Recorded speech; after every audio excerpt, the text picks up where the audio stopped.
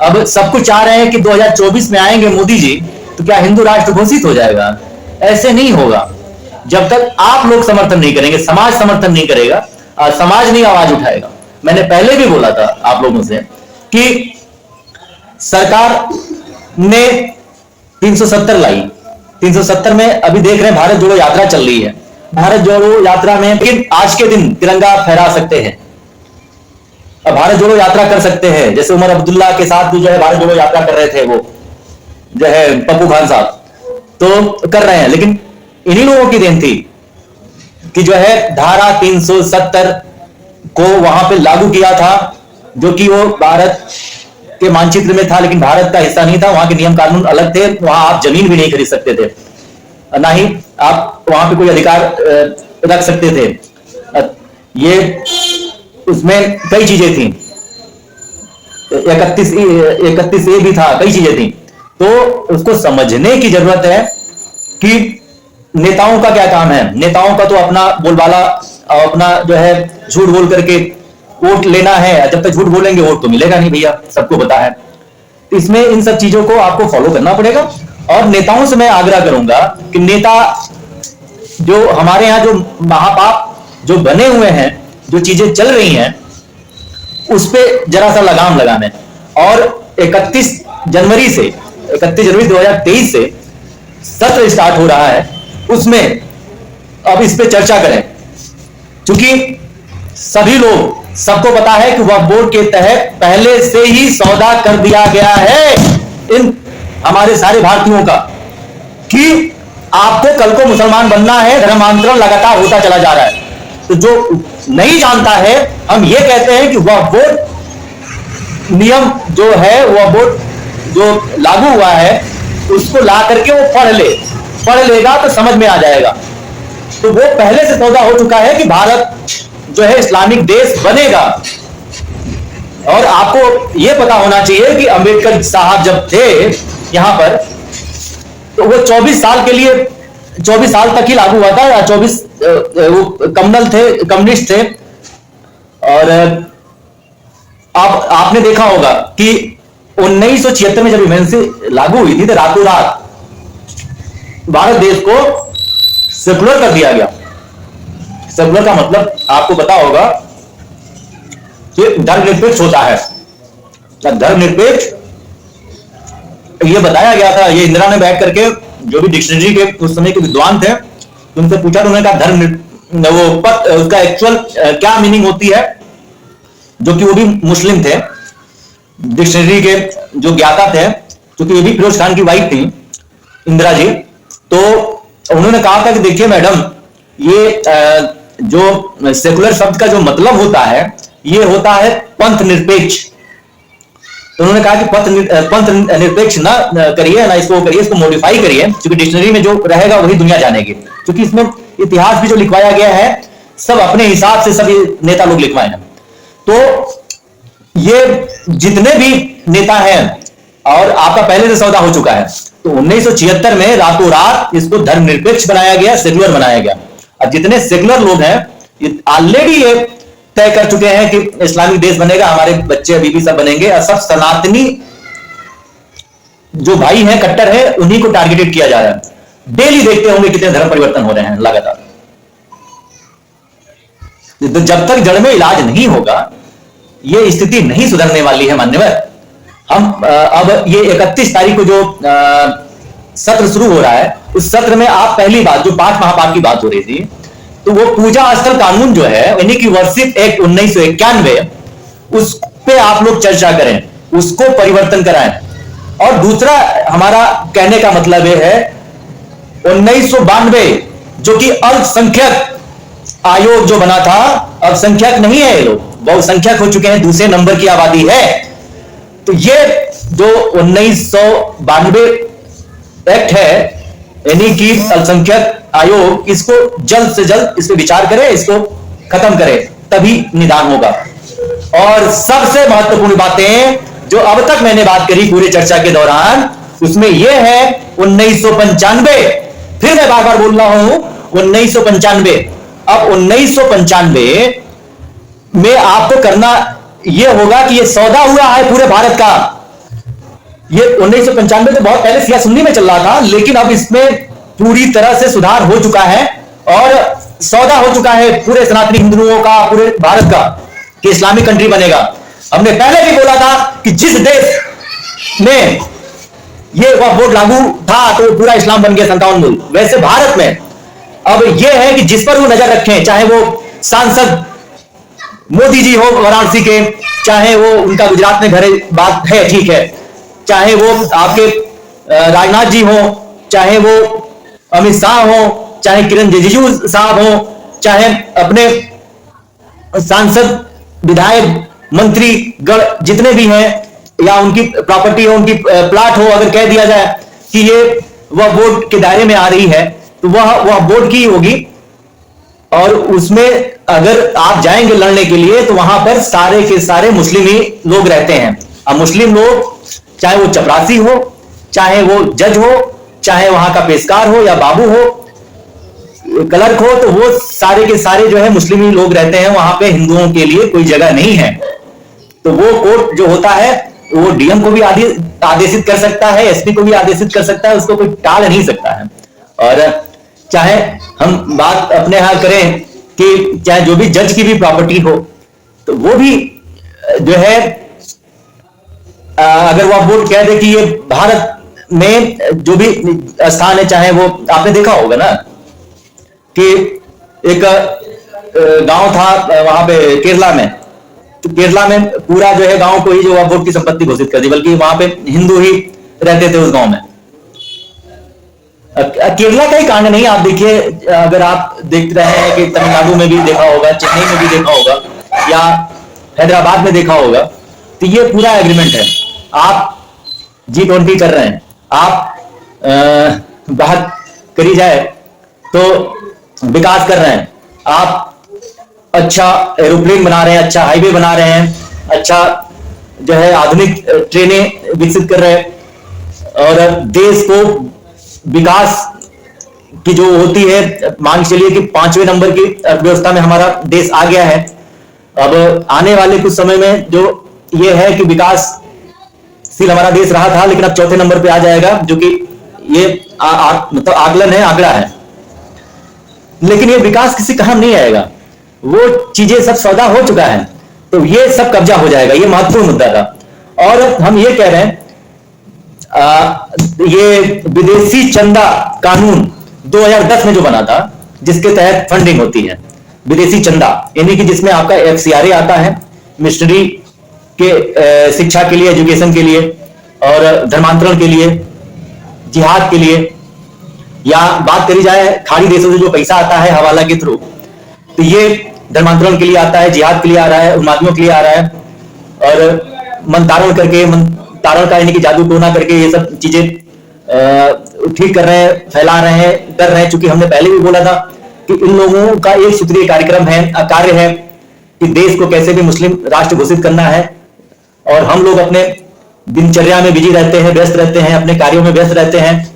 तो हम लोगों को पैसा चाहिए अपना घर परिवार चलाने के लिए, रोजी रोटी चलाने के लिए। जो हमारे यहाँ नीचे गरीब तबके के लोग हैं, दलित लोग हैं, चाहे मीडियम फैमिली वाले हैं, तो रोजी रोज की होती है, कहा जाता है तो रोजी करेंगे तभी पाएंगे। हमारे पास कोई FCRA के तहत पैसा नहीं आता है, ना ही हवाला के थ्रू पैसा आता है। अब उन लोगों के पास तो पैसा आता है, जैसे MLM चलता है ना, नेटवर्क मार्केटिंग, तो उसमें उन लोगों को ये होता है, इसमें उन लोगों ने टारगेट दे रखा है कि अगर आप कैसे भी करके हिंदुओं के बीच में जा करके प्रचार प्रसार कर करके इस्लाम की बातें बताएंगे उनको, या उनकी बेटी बहनों को, उनकी लड़कियों को अपने मजहब में, यानी कि जो इस्लामिक जो विचारधारा है, जो मुहिम है, उसके तहत उसमें शामिल करते हैं शादी करके। देखिए, हमने पहले भी बताया था कि 3 रीजन होते हैं इन लोगों को जो है कन्वर्ट कराने में। पहला होता है, आपको पता होगा कि तलवार के डर पे सलवार उतारना, तलवार के डर पे सलवार उतार करके जो है डराओ, प्रलोभन में लाओ, लालच में लाओ, कैसे भी करके इनको इस्लाम बनाओ। ये इन लोगों की जो है मुहिम चल रही है, यही बहुत बड़ा मुद्दा है। ऐसे ही हमने अपने पूर्व के वीडियो में बताया भी है पहले हमें सब्जेक्ट पे आते हैं। ये जो करना है अपने माननीय सांसद लोगों को, 5 महापाप में मैंने चौथा बता दिया कि विदेशी चंदा।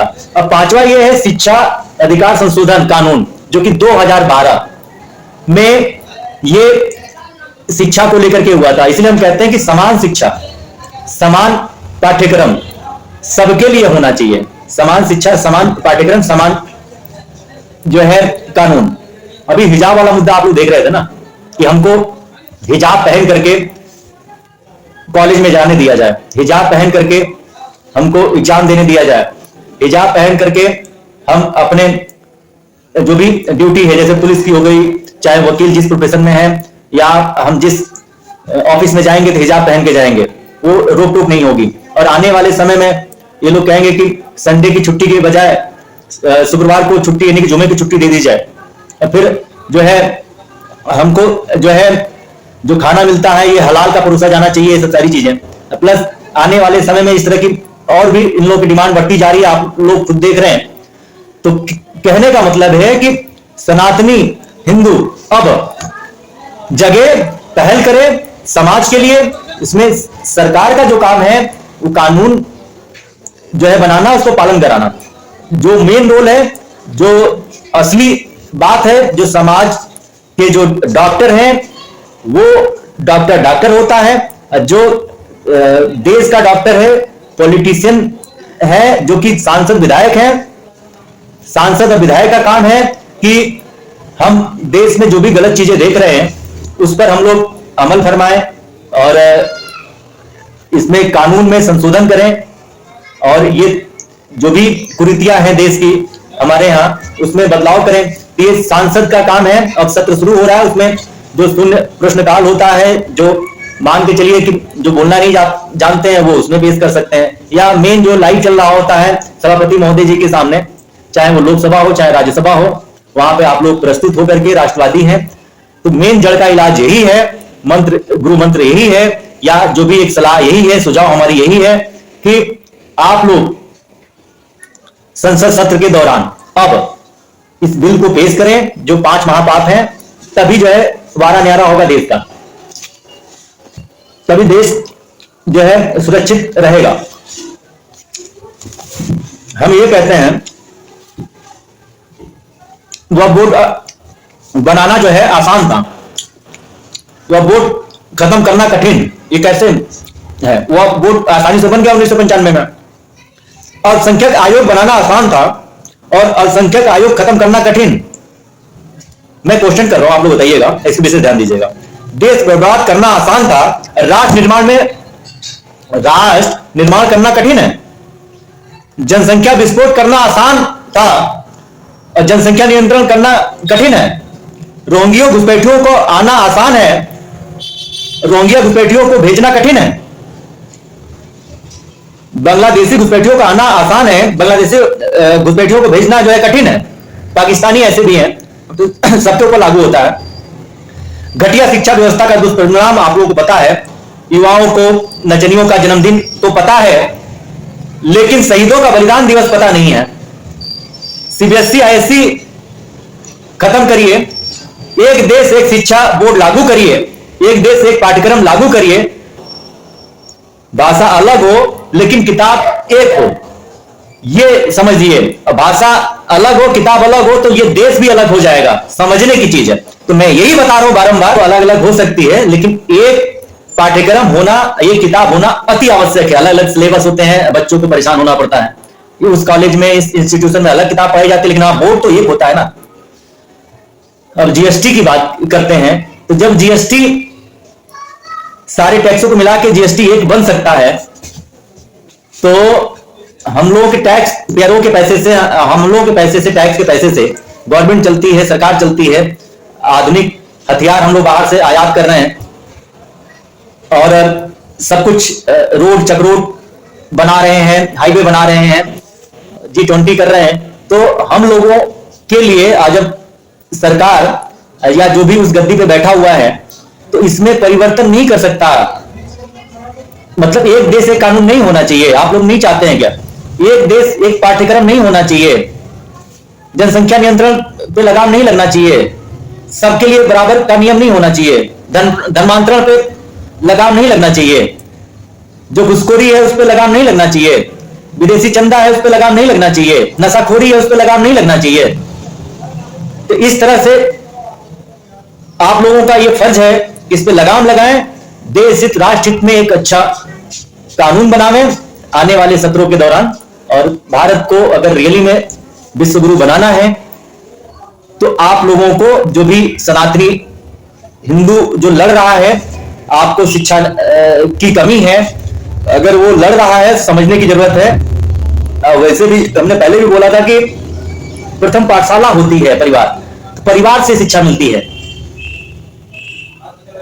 वो सब तो आए दिन उन्माद फैला रहा है। अभी 26 जनवरी को क्या हुआ था, बाराबंकी में देखा होगा कि एक मदरसे में जो मौलाना होता है, मदरसे में तिरंगा न फहरा करके वो जो है इस्लामिक झंडा फहराता है, इस्लामिक झंडा फहराता है और कहता है कि हमारे यहां तिरंगा फहराना हराम है। और वही आप देखते हैं कि उसमें जो, चलो ट्विटर पे ट्वीट किया गया, योगी जी को टैग किया गया, वीडियो बनाया गया, तो उसमें कार्रवाई भी हुई, 2 मौलाना गिरफ्तार हुए जो कि 14 दिन के लिए न्यायिक हिरासत में भेज दिए गए हैं। लेकिन वही बात अभी मेरठ में होती है, राष्ट्रगान का जो है कैसे मजाक उड़ाया जाता है 2 मुस्लिम युवकों के द्वारा, बल्कि वहां पे डीजे बज रहा होता है, राष्ट्रगान का पूरा संपूर्ण जो है मजाक बनाया जाता है, जिसमें एक बंदे की जो है गिरफ्तारी हो चुकी है। और अभी आपने देखा होगा एमयू में, यानी कि अलीगढ़ मुस्लिम यूनिवर्सिटी में, तो वहां पर जो है नेशनल क्रेडिट कोड का जो है एनसीसी जो होता है, तो एनसीसी में जो है नारे तकबीर इंशाअल्लाह के नारे लगाए जाते हैं, ये शिक्षा दी जा रही है, ये चीजें होती हैं। इसमें सरकार कहीं ना कहीं विफल है। इसको सरकार को, इस कमियां को, जब तक कानून में परिवर्तन नहीं होगा, बुलडोजर भी चला देंगे, कानून की दहशत से लोग तो माइंड मेकअप करे हुए हैं, कभी कुछ नहीं होने वाला है। ना ही ये देश कभी सुशासन अच्छे से ला पाएगा जब तक संविधान में परिवर्तन नहीं होगा, कानून में परिवर्तन नहीं होगा तब तक। और हम मान के चलते हैं कि हाँ चलो डॉक्टर अच्छे हैं, डॉक्टर का मतलब जो समाज के डॉक्टर हैं मोदी जी या योगी जी, तो जो संविधान जो घटिया मैकाले के द्वारा बनाया गया 1860-1861 में जो बनाया गया है, उससे कल्याण नहीं होने वाला है। ये तो प्री प्लान जो बंद कमरे में जो बनाई गई थी संविधान, उसी का ये खामियाजा और नतीजा है कि भारत में ये सब चीजें होती हैं। अब कोई अपने यहां ऐसा कोई व्यक्ति नहीं है कि जो देश को सुधार पावे। लोकतंत्र है, डेमोक्रेसी है, डेमोक्रेसी में सारे कानून हैं, लेकिन इस तरह से जो है देश नहीं चल पाएगा। जितने भी पहले लोकतांत्रिक देश रहे, आपको खुद ही पता होगा कि वो इस्लामिक देश कैसे बन गए, कैसे बने इस्लामिक लोकतांत्रिक देश ही तो बने हैं। तो चूंकि जहां जहां जो है ब्रिटेन ने जो है राज किया, मैकाले का जो घटिया कानून था 1860-1861 वाला, उसी के यूनिवर्सिटी में सभी लोग पढ़े हुए हैं। तो जब तक उस घटिया कानून को चेंज नहीं होगा ना, कभी देश हिंदू राष्ट्र नहीं बन सकता है। चाहे वो धीरेन्द्र शास्त्री क्यों ना हो, बाबा बागेश्वर धाम वाले, चाहे सुदर्शन न्यूज वाले सुरेश चाणक्य जी क्यों ना हो, चाहे पुष्पेंद्र कुल श्रेष्ठ जी क्यों ना हो, चाहे मोदी योगी क्यों ना हो, चाहे संजय शर्मा क्यों ना हो, क्या करके भी हम लोग कुछ नहीं कर पाएंगे जब तक मेन जड़ में इलाज नहीं होगा। ये पहले भी मैंने बोला है और आज भी मैं बोल रहा हूं कि अपने ध्वज का ऐसे अपमान होता है, अपने देश का ऐसे अपमान होता है, इससे पहले भी कई चीजें हुई हैं, केवल वो बहाना रहता है। चाहे नुपुर शर्मा हो, चाहे कमलेश तिवारी हो, चाहे उमेश गोहिले हो, चाहे कन्हैया लाल राजस्थान वाले हो, तो ये सब चीजें होती रहेंगी। और एक समय ऐसा आएगा कि जो संजय शर्मा का भी नंबर होगा। संजय शर्मा को तो धमकी भरे फोन आते हैं, यही आते हैं, जो कि हम देखते हैं, झेलते हैं, करते हैं, करेंगे और आखिरी समय तक हम लड़ेंगे सबसे। लेकिन इसमें सबका कर्तव्य बनता है कि आप लोग करें, हिस्सा लें इस मुहिम में, हमारे साथ आए, इस मुहिम में शामिल हो और देश हित और राष्ट्र हित की बात, दोनों में डिफरेंस है। राष्ट्र हित के लिए आप लोग कुछ करें। जय हिंद, वंदे मातरम।